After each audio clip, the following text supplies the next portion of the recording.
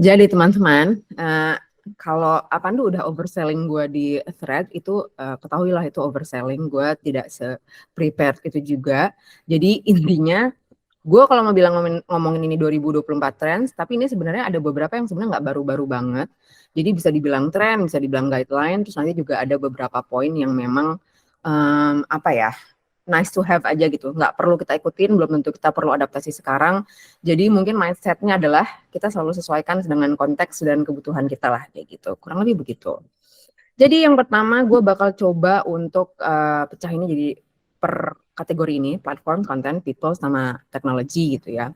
Yang pertama itu berdasarkan platform. Jadi di 2024, cenah, berdasarkan beberapa sumber, yang mana sebenarnya sumber-sumber itu banyak juga yang saling sama, atau sumber dari bahasa Indonesia juga sebenarnya banyak yang copy paste dari sumber-sumber luar. Anyway, ini beberapa yang gue pilih dan penting. Pertama itu commit to champion platforms, yang mana ini sebenarnya udah kita lakukan sih ya on daily basis gitu, bahwa kita nggak perlu pakai semua platform untuk klien kita. Kadang-kadang mungkin kayak kemarin dulu waktu masih ada GoPay Partners kita hanya pakai Facebook Ads, Facebook Group, Instagram. Kalau untuk case kita hanya pakai Instagram dan apa ya, Instagram doang, bahkan kita nggak ke TikTok, Mitrans dan Moka apa, itu benar-benar kita pilih aja yang ada value-nya, yang emang udah tahu works dan memang sesuai budget. Yang kedua, ini bukan hal baru, cuman mungkin reminder buat kita bahwa TikTok itu adalah salah satu platform yang paling bagus sebenarnya kalau untuk influencer marketing. Kalau dari gue sendiri, gue melihatnya influencer marketing itu tidak hanya dari hasilnya yang kita dapatkan bahwa engagementnya bagus atau mungkin bisa langsung convert ke sales, apalagi sekarang karena TikTok sudah hidup lagi. Tapi juga karena influencer di TikTok itu, gue nggak tahu ya 2024 sebenarnya, cuman sampai awal 2023 itu masih lebih murah.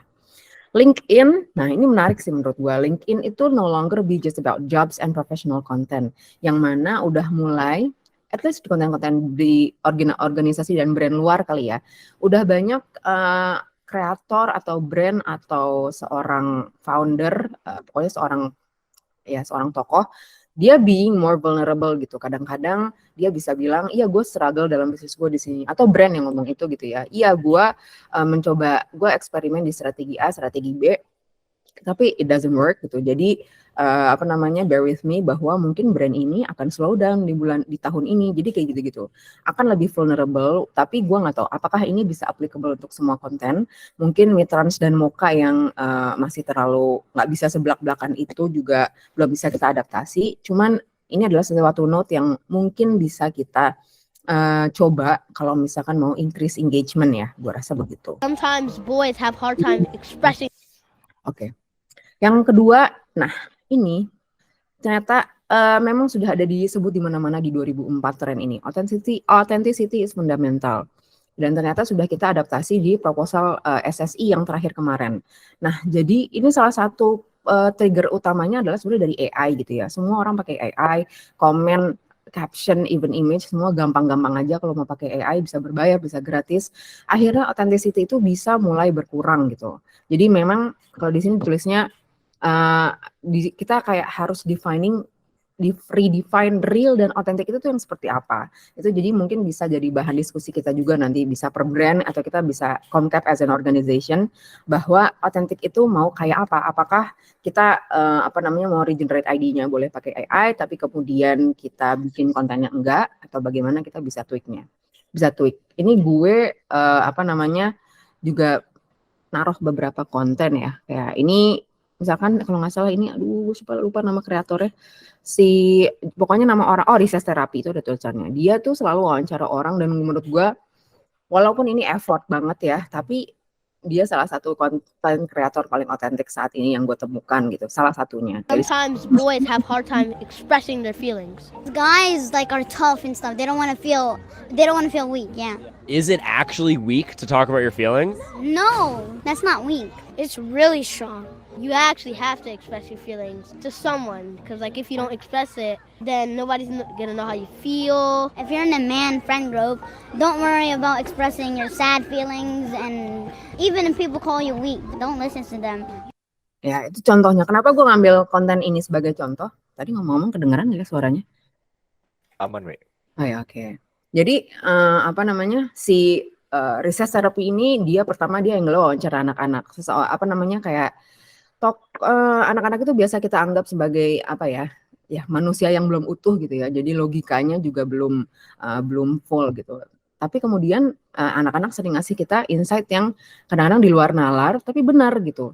Terus ini juga salah satu angle konten ini adalah kayak debunking myth gitu ya, bagaimana boys don't cry itu bagaimana itu tuh mulai berubah, dan ini anak-anak pula yang ngomong gitu. Jadi otentiknya macam-macam, bisa dari angle, bisa dari objek yang lo highlight, macam-macam lah kayak gitu. Terus ini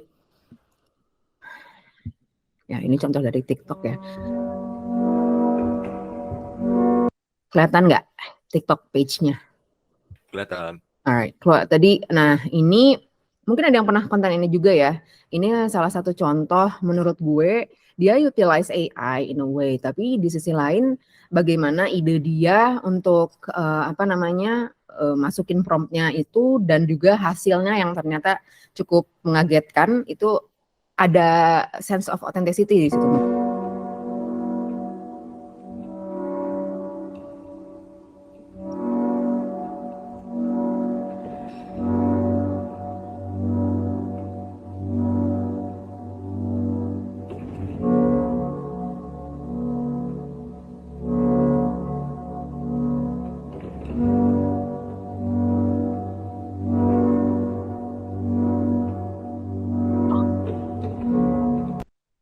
Ya, jadi tiba-tiba jeng-jeng, endingnya agak-agak unpredictable, dan menurut gue keren sih maksudnya. Jadi ya lu jelas-jelas itu konten AI, tapi bagaimana lu tweak angle dan promptnya itu yang menarik gitu. Dan akhirnya membuat interactions dan conversation juga di konten itu. Dan menurut gue itu cukup otentik gitu. Terus sama yang Are You Seeing This Shit? Nah ini adalah waktu kreator dia lagi kena shadow ban gitu. Instead of lu atau misalkan kita kayak misalkan mencoba untuk gimana caranya ya ini kita supaya keluar dari shadow ban, mungkin bisa memilih angle bahwa ya udah kita come clean aja bahwa ini kita lagi kena shadow ban. Boleh nggak minta tolong untuk komen lebih banyak di konten kita, share lebih banyak konten-konten kita supaya kita bisa keluar dari shadow ban itu. Jadi it's an angle. Jadi sesuatu yang bisa dicoba atau diconsider. Konten juga, nah mastering a proper cross posting ini juga bukan sesuatu yang baru buat kita. Cross posting adalah sesuatu yang sudah kita lakukan, tapi kadang-kadang kita masih sering hanya copy paste. Terus setelah gue baca-baca, iya juga ya, mungkin cross posting di otak kita selama ini adalah anjir, berarti kita perlu bikin 2 konten berbeda untuk satu angle yang sama, satu buat LinkedIn, satu buat Instagram. Tapi sebenarnya mungkin yang cukup kita tweak adalah cukup fiturnya misalnya. Kayak ini konten kreator, dia sebenarnya small business seller gitu ya, namanya Janet Gwen. Dia termasuk orang yang sangat-sangat niat sih bikin konten. Dia di Instagram ada, YouTube Short ada, di TikTok ada.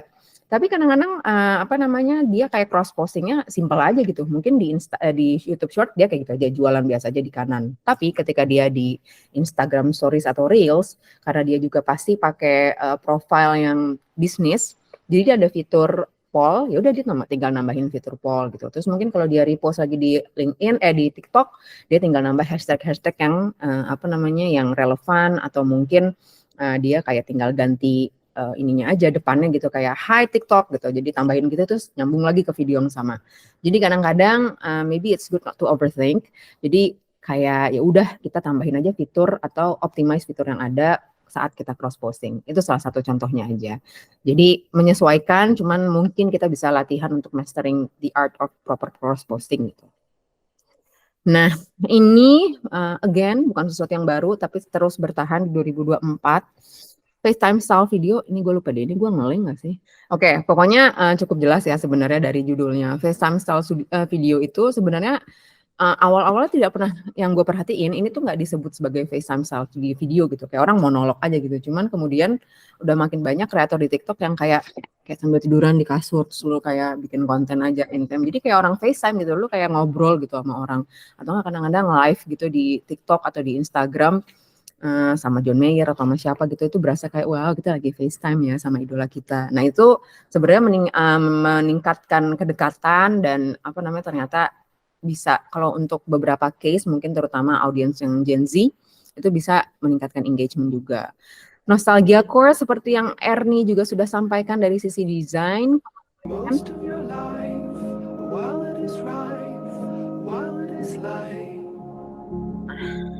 nostalgia core itu lumayan heboh.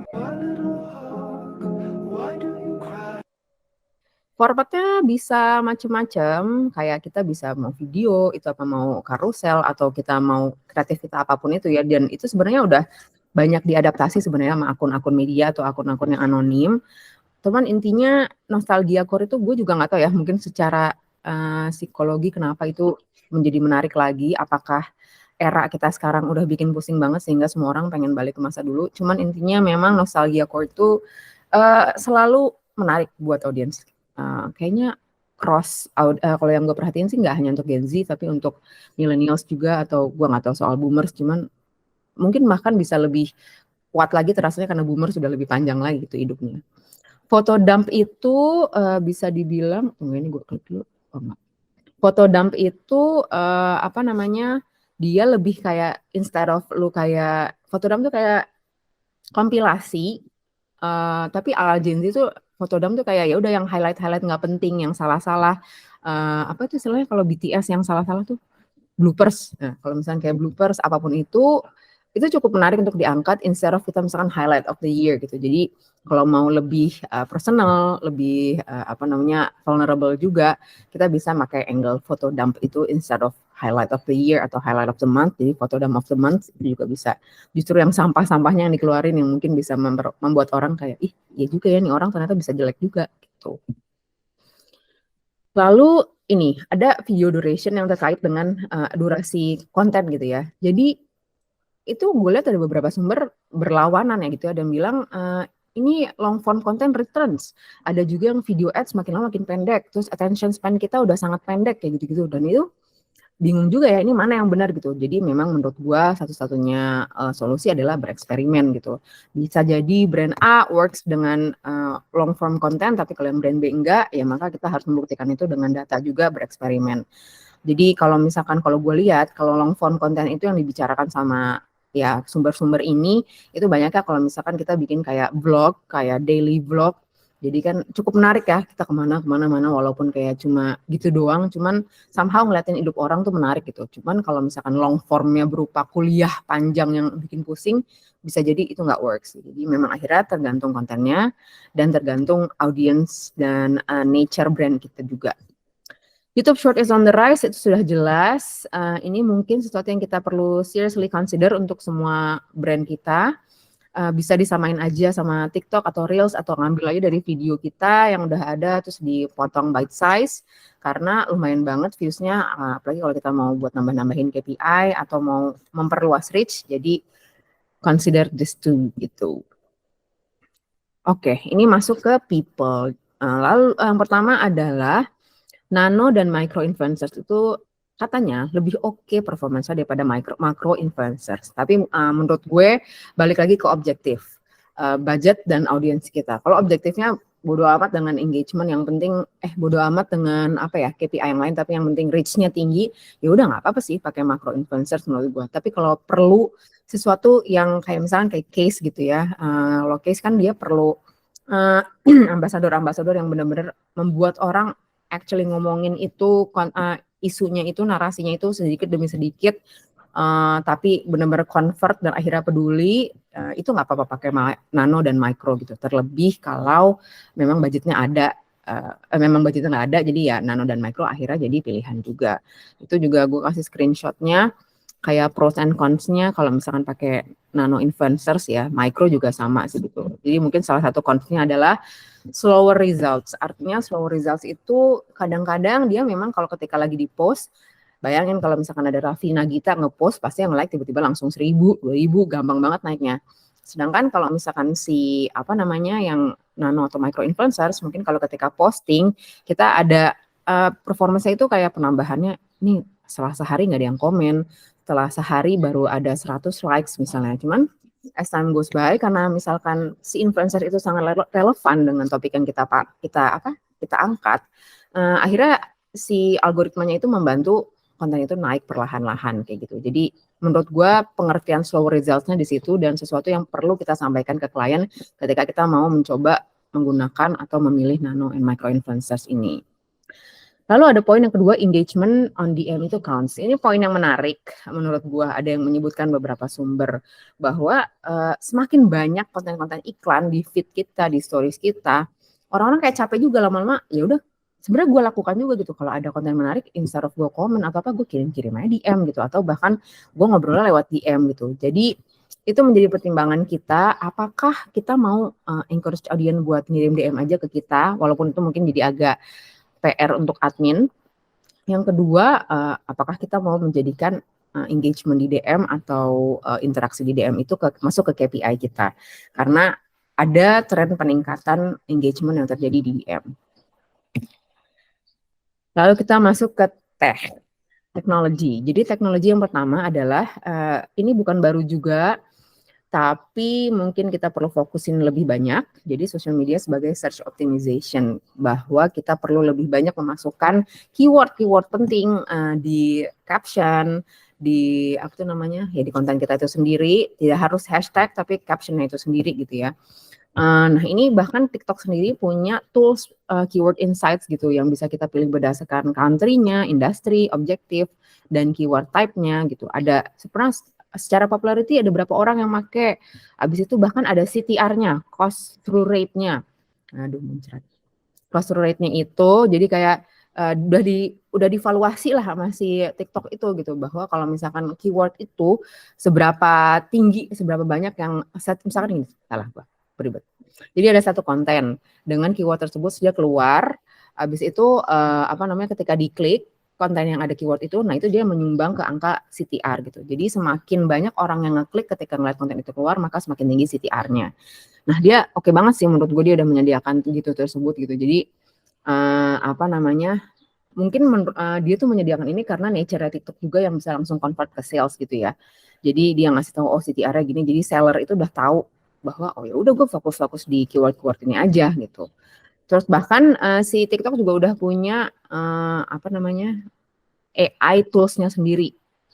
Kita bisa minta TikTok Insight, kita bisa brainstorm creative idea sama si TikTok-nya itu sendiri, sampai bikin ad scripts juga bisa. Jadi dia udah ada engine-nya sendiri. Luar biasa memang TikTok-nya. Jadi begitu. Jadi optimize di caption, optimize di kontennya itu sendiri, atau kita bisa menggunakan tools-tools tambahan untuk mencari keyword yang kira-kira cocok untuk kita masukin ke konten sosmed kita. Work smarter with AI. Jadi sebenarnya AI itu sebenarnya udah kebahas tadi ya di platform, tapi juga masuk juga ke teknologi menurut gua. Akhirnya mungkin pertimbangannya adalah efficiency and authenticity, di mana kita bisa mendapatkan balance di tengah-tengah itu. Gitu. Kalau di sini si Hootsuite ini ngasih beberapa tips lah ya, kayak apa yang bisa dilakukan oleh si bots dan apa yang tetap perlu kita yang ngelakuin as a human gitu. Ini memang perlu trial and error, eksperimen, evaluasi. Jadi menurut gue kita bisa lah cari jalan tengahnya. Cuman kita tidak bisa meninggalkan AI, tapi kita juga tetap perlu memperhatikan authenticity selalu. Nah ini others, artinya others ini gue taruh di others karena campur-campur. Pertama ada beberapa insight yang menurut gue tidak perlu diadaptasi buru-buru, bisa dikonsider penting tapi entah kapan, kayak gitulah. Yang pertama, entertainment fuels the social ROI engine. Artinya gini, menarik menurut gue karena jadi social media itu udah lama, udah sekian tahun, udah hampir 1 dekade mungkin, udah lebih, atau yang kita jadikan sebagai marketing tools. Di satu sisi, orang nyari social media, ke social media itu biasanya berdasarkan data mencari hiburan. Tapi kalau misalkan kita as a brand, mau nggak mau kita jualan, mau itu hard sell atau mau soft sell. Makanya di Comcap sendiri ada pilar edutainment. Karena kita edutainment. Iyalah, pokoknya bagaimana kita jualan tapi tetap fun gitu ya. Nah, itu kadang suka nabrak gitu antara kita pengen ningkatin engagement dan nunjukin yang fun-fun, tapi kata klien, ya nggak bisa, kita harus jualan gitu. Kan kita juga ngejar ROI, kita juga ngejar KPI. Terus akhirnya itu terpantik lah makanya yang namanya social ROI. Nah, social ROI itu akhirnya mungkin kita perlu pintar-pintar ngobrol juga sama klien bahwa ini loh social ROI yang bisa kita pakai, kita adaptasi berdasarkan kebutuhan atau kecocokan dengan brand kita.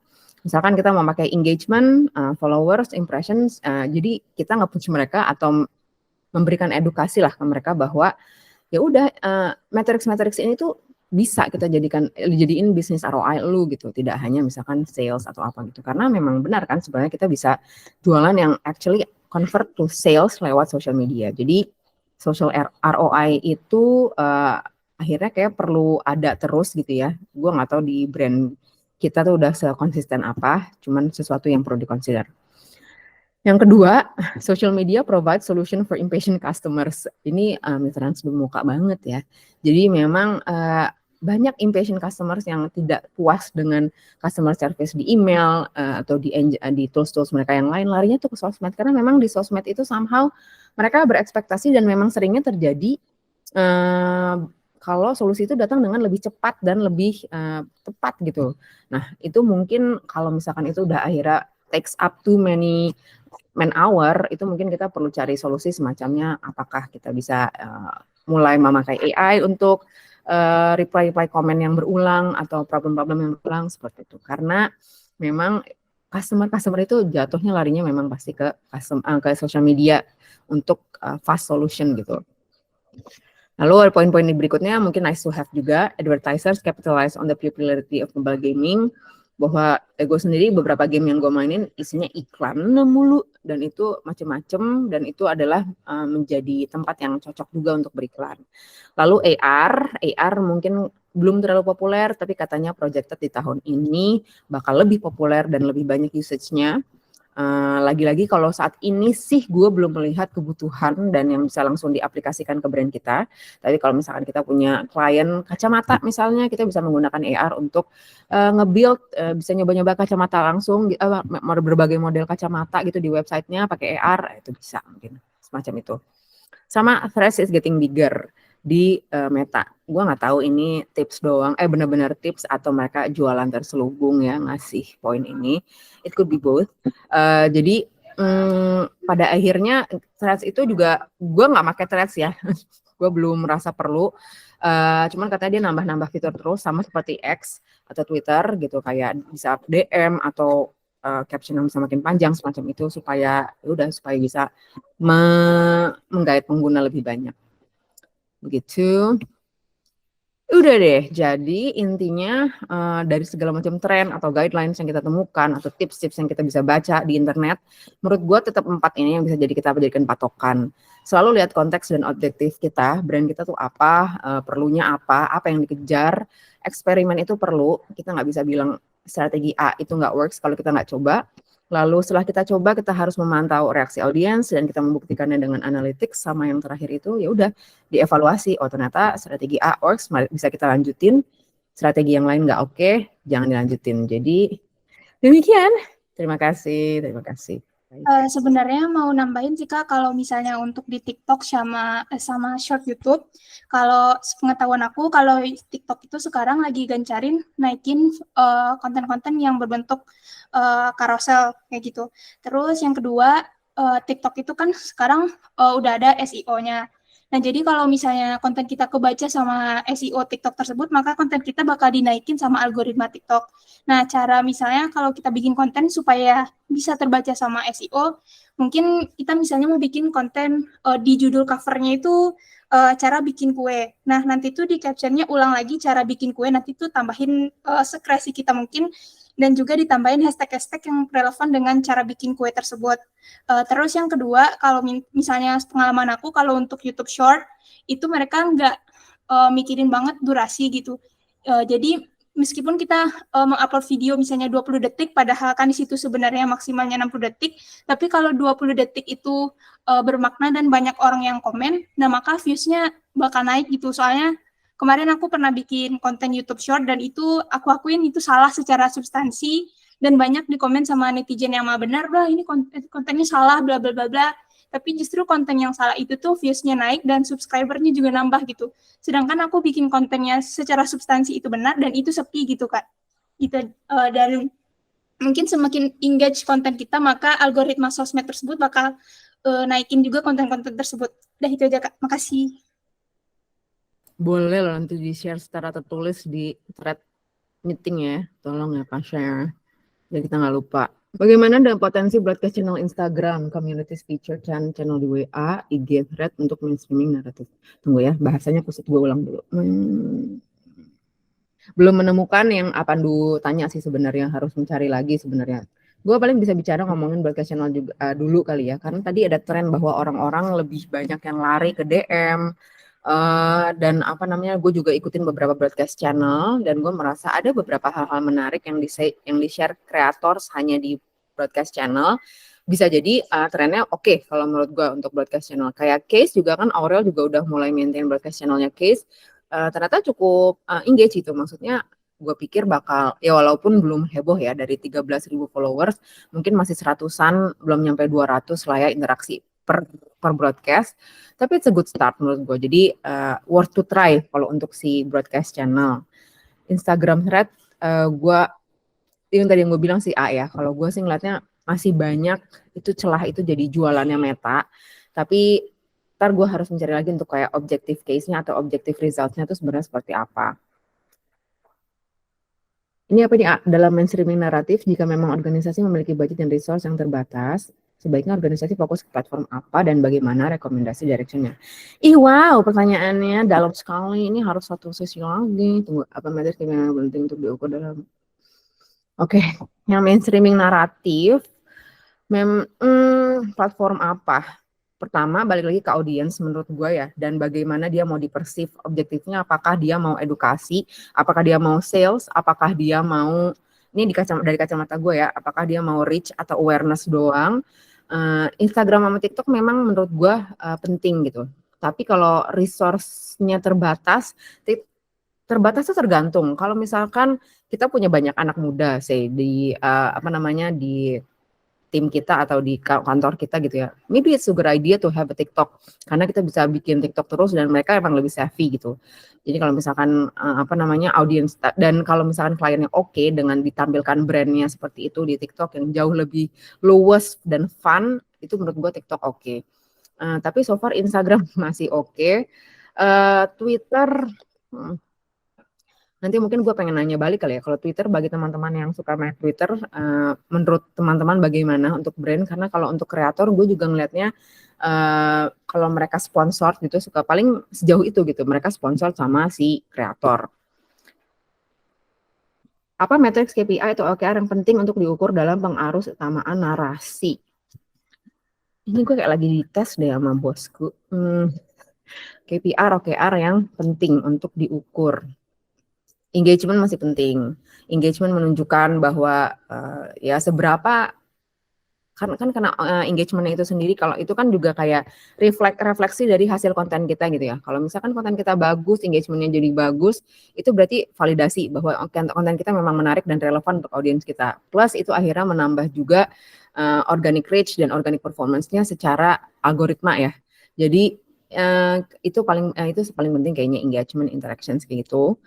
Pengaruh utama narasi. Reach itu sebenarnya penting, tapi mungkin gue bisa bilang lebih penting itu engagement rate, yang akhirnya reach dibagi engagement dikali 100 ya. Jadi pada akhirnya kita bisa mengukur apakah reach-nya itu bagus dan tampil ke orang yang tepat gitu kali ya. Jadi engagement rate sama numbers of interactions, dua itu yang paling gue kepikiran sih so far.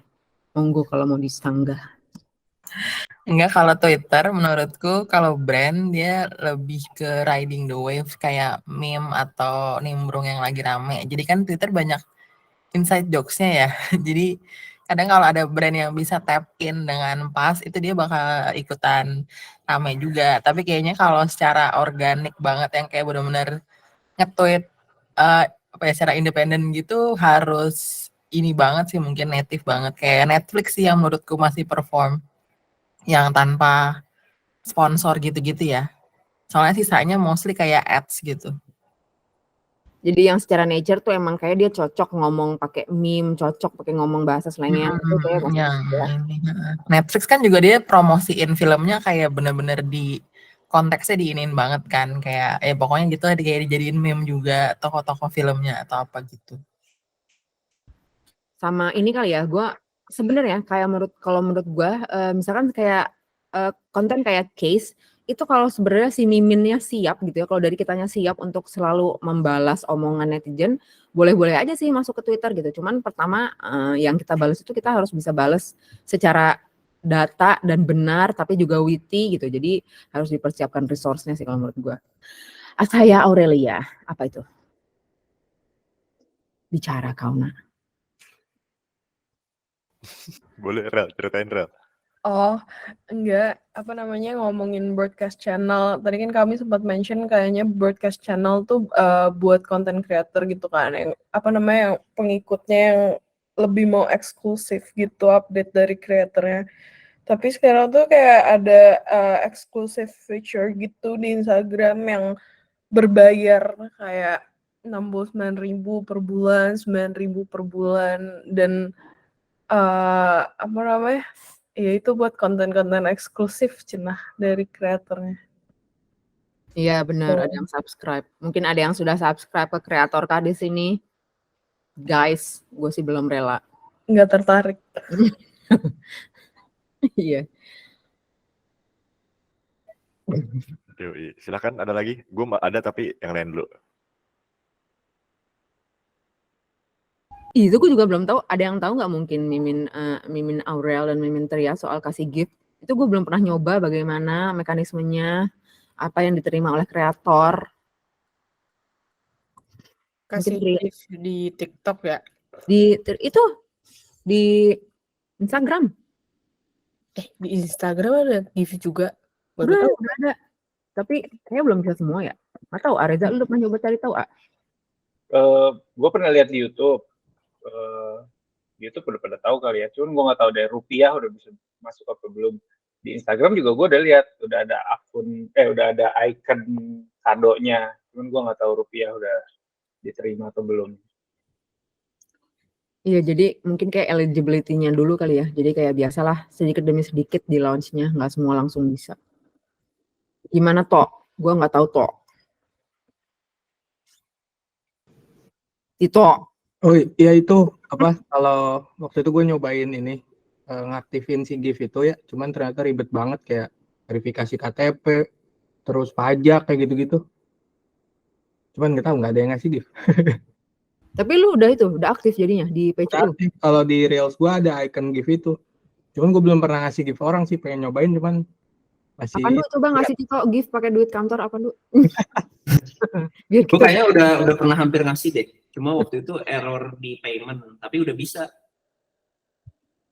Oh, jadi kayak lu diarahin ke payment langsung? Iya, dia ada pilihan, tapi kan yang nentuin konversinya si kreatornya ya. Jadi maksudnya 10.000, 5.000, 15.000 gitu. Kalau lu suka konten-konten gua, lu ini terus udah gitu dia bisa nanti bakal gue masukin gitu ke eksklusif channel kalau lu sering ngasih gift. Berarti kalau sesuatu prosesnya agak sejelimet itu mungkin di Indonesia akan cukup lambat kali ya grow-nya gitu, karena ya harus konekin dulu dengan payment yang kadang-kadang kalau dari pengalaman gue konekin payment untuk ads juga suka kayak lelah, tapi siapa tahu, nggak tahu juga. Iya, payment gateway jelimet. Betul. Menurut gue ini kaitannya erat sama karakteristik si tiap platform itu sendiri, sehingga memang butuh tim sosmed gitu ya, Tria dan Aurel untuk update tiap kali ada fitur baru dan segala macam di EP menurut gua. Jadi nanti kalau yang G-Sheets itu udah enak tuh, nanti tambahin aja. Ini gua nuansanya semuanya action plans ya. Jadi kalau dirasa dibutuhkan gitu, ada karakteristik tertentu di suatu platform yang mana most likely tim sosmed lah yang tahu duluan misalkan ya. Nah, supaya semua tim inform, jadi mindset saat itunya tuh bisa semuanya sama gitu lah. Itu yang gue kepikiran, sehingga gue sepakat dengan esensi bahwa nggak harus semuanya dirombak, maksudnya nggak semua beda, tapi simply bedain hanya dikit-dikit aja. Jadi info tentang fitur jadi penting itu. Lalu yang halaman video duration yang tadi ada polemik pendek atau panjang gitu ya, boleh. Nah ini menurut gue kita eksperimennya di konten kita yang saat ini nih, EP Comcap, ada presenter gitu. Kan biasanya best practice-nya adalah suatu vlog gitu ya, yang, kok vlog salah, podcast gitu kan, panjang di YouTube, cacahan di TikTok gitu. Nah itu akan kita bisa terapkan di sini di konten ini, para presenter ini kita coba aja, dua-duanya kita coba. Terus engagement on DM, nah slide yang tadi itu berarti sifatnya sesuatu yang bisa kita tawarkan ke klien ya gitu. Ini matriks ini nih penting juga, kurang lebih kan gitu ya. Nah ini menurut gue sih layak banget, kita coba aja, kita tekankan urgensinya atau ya pokoknya ininya lah, betapa valuable-nya ini gitu, sehingga klien bisa lebih paham, karena most likely mereka kurang aware juga sama yang sifatnya seperti ini, yang ibaratnya hidden lah ya, hidden matrix, kurang lebih kayak gitu. Terus social media search optimization yang tadi AI, TikTok. Nah, ini lebih ke pertanyaan sih. Ini fitur ini berarti berbayar ya AI-nya TikTok ini atau gimana? Kalau yang AI-nya gue belum nyoba, tapi kalau yang keyword insight sih tadi so far gue bisa nggak berbayar ya. Tapi kalau yang AI ntar gue coba dulu lah.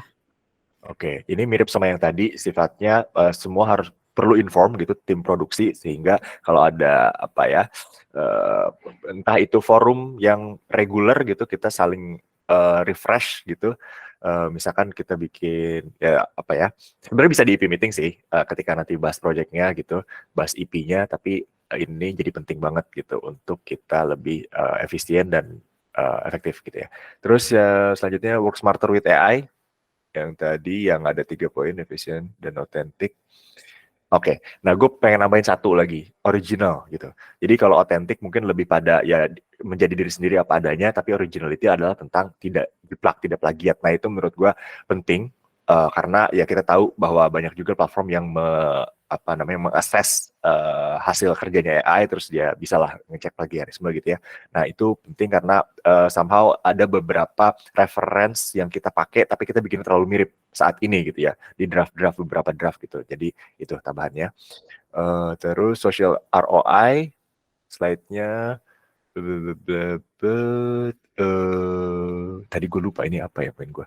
Pokoknya, oh ya, ini juga mirip tadi engagement on DM. Ini sesuatu yang perlu kita tekankan ke klien, sehingga ketika mereka paham, kita bisa lebih on the same page sama klien.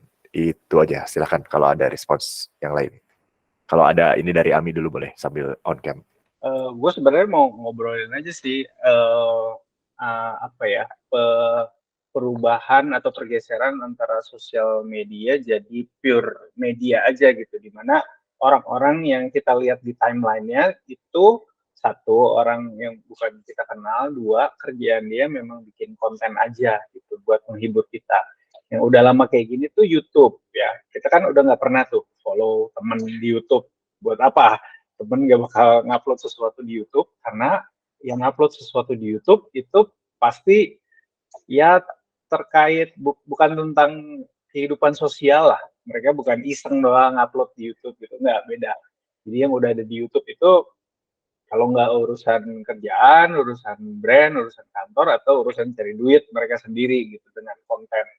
Nah, makin kesini makin banyak gue lihat seperti itu juga di sosial media. Jadi gue nggak lagi ketemu sama lingkar sosial gue, tapi orang-orang yang kerjaannya content creator gitu buat nge-entertain gue.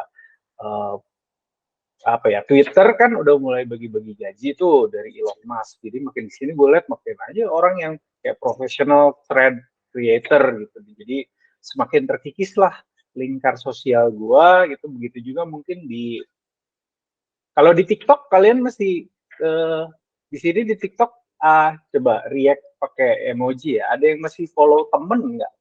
Atau ngelihat temennya gitu di timeline TikTok? Oh ada ya? Gue sih enggak. Kalau di Instagram mungkin masih ada gitu ya. Tapi kalau di TikTok tuh ya udah jadi kayak scrolling channel TV gitu. Gue pengen lihat orang lain gitu yang bikin konten lain yang nge-entertain gue. Di Instagram sekarang masih mix, tapi gue nggak tahu ke depannya apakah semakin konten creator fokus dan lebih berkurang lingkar sosialnya atau gimana. Pengen diskusi aja sih tentang itu. Dan dampaknya ke marketing nanti gimana. Gitu. Gimana Apandu? Suarakan saja. Enggak, jadi itu lebih ke interestnya semakin kuat aja gitu kali, algoritma interestnya. Graph interestnya mungkin itu yang jadinya menguntungkan kali bagi si pemilik platform ya dibanding social graph gitu, bisa jadi. Atau Facebook sih kayaknya masih social graph. Iya. Kalau kayak channel utama untuk kalian update dengan apa yang terjadi di lingkar sosial kalian itu apa? Misalnya Instagram itu apa? Apakah Reels atau Feed atau Stories? Apa sih Stories sih kayaknya? Stories kayaknya ya, tapi gue memang jadi membuat Instagram gue private sih. Males gitu kalau ada siapa kayak masuk-masuk nggak jelas gitu. Tapi semakin kalau lu udah di private tetap di push nggak sama Instagram, sama algoritma nih konten yang mungkin lu tertarik gitu, yang bukan di following list lu. Oh iya, kalau itu tetap gue dapet emang bangke Instagram. Oh ya, jadi mungkin gitu ya.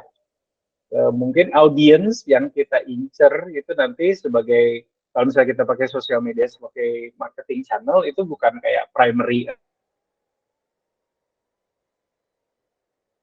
Iya, bisa jadi. Follow non-friends gitu. Sedangkan yang friends-nya gembokan semua.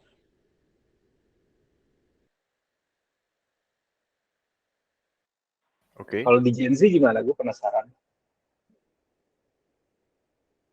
Gimana pertanyaannya kalau untuk Gen Z? Catch up dengan temen itu masih terjadi di sosial media kah, atau udah jadi entertainment media aja sih? Instagram, TikTok. Jawabannya terjadi tapi di second account. Oh. Karena Jadi kayak rata-rata tuh masih teman-teman gitu. Iya, rata-rata tuh kayaknya di first account tuh kayak pada apa sih namanya, kayak jaga their image on their social media gitu kan. Jadi kayak we used to upload anything, tapi sekarang kan kayak dari kitanya tuh yang aku lihat ya, at least ngefilter banget gitu loh apa yang kita mau upload. Jadi kayak therefore kita bikin second account yang kayak emang bluntly sharing our life there, terus yang ya udah kayak capek di situ. Kalau di first account kayak not much. Sebagai ini aja, penikmat. Iya.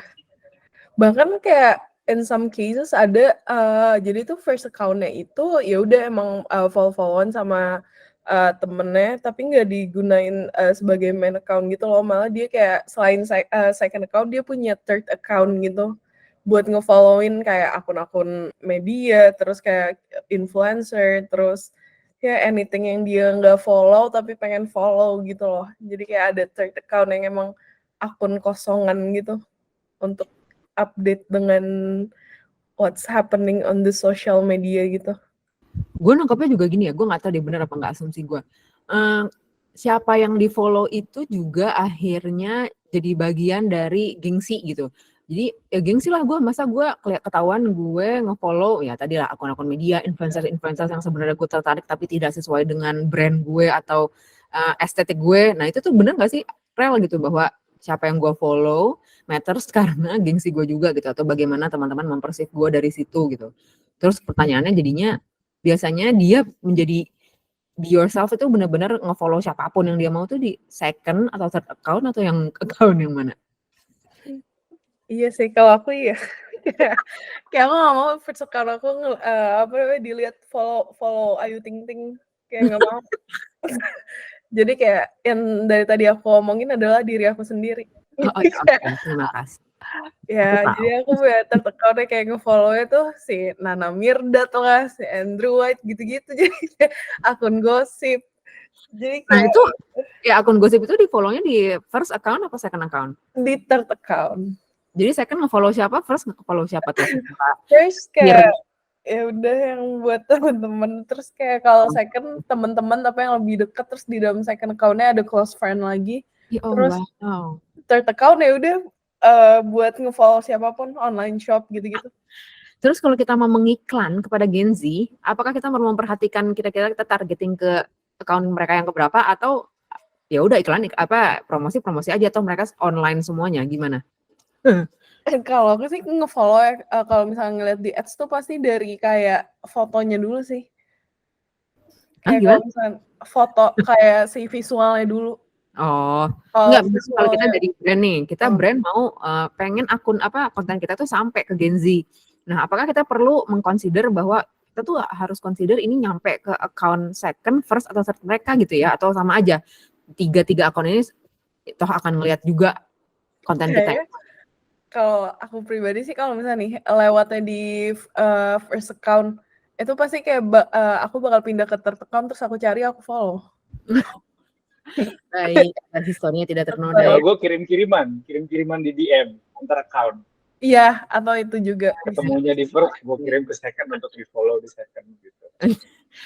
Nah, Wow. untuk bikin activation juga mungkin perlu dipikirin ya, kayak misalnya kita minta dia untuk ngepost sesuatu di feed gitu, nggak mungkin dilakukan kalau itu pakai first account, atau ngepost sesuatu di stories gitu. Tapi kalau misalnya mereka punya account lainnya yang buat nyampah, ya itu mungkin bisa activationnya suruh ngapain gitu, ngepost sesuatu.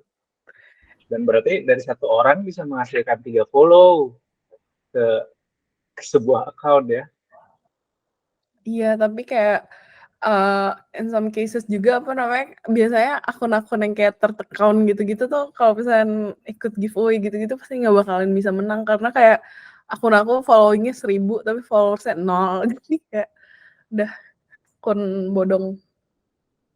Tapi Gen Z melakukan itu tuh beban apa biasa aja sih, Rel? Biasa aja. Tapi jadinya nih ya nggak tahu kenapa si first account Instagram aku tuh jadinya lelet banget dapet fitur-fitur yang kayak yang at yours gitu-gitu tuh kayak udah telat banget dapetnya gitu loh. Terus kalau misalnya yang third account atau second account tuh jadi yang paling duluan gitu. Itu kayak nggak tahu deh ngaruh atau enggak. Tapi ini juga kayak nyambung deh sama Tria. Tria sempat bilang kalau nggak salah si Tria sebenarnya nggak cepet gitu ya. Maksudnya nggak salah. Nggak banyak-banyak amat update di stories atau di feed. Tapi kayak apa tuh Tria waktunya kayak misalkan ada kesempatan untuk ngiklan aja cepet dapetnya. Jadi kayak selalu dapat urutan-urutan terawal gitu loh. Bener nggak sih Tria? Tria pernah bilang deh. Itu yang verified ya, fitur verified. Kebagian padahal nggak pernah update konten gitu. Emang Instagramnya aja sih kayaknya dia persebaran fiturnya tuh kayak ngasal gitu. Kadang yang aktif malah fiturnya nggak nyampe di dia. Kadang yang jarang aktif malah udah nyampe duluan fitur barunya gitu. Suka-suka ini deh Instagram. Nah ya itu jadi gue nggak tahu kadang-kadang jadi gue nggak tahu ya kalau dibawa tapi itu kan personal account ya. Apakah kalau brand atau kreator itu jadi akan sama seperti itu? Apakah semakin aktif akan semakin lama dapat fiturnya? Tapi itu sebenarnya nggak make sense ya dengan apa yang selama ini ada di tips gitu. Tapi kalau untuk personal account somehow anomali semacam itu terjadi gitu. Alright, udah 10.58. Kalau Ami ada closing statement buat konten, silakan. Tapi kalau nggak ada, nggak apa-apa. Monggo Mi. Apa ya closingnya sebenarnya tadi di slide terakhir gue aja sih apapun trennya kita Sorry, on cam Mi, on cam. Ya Allah, oke. Buat direkam ya. Jadi, oke. Intinya mah kalau kata gue closing statementnya sama kayak yang di slide terakhir gue.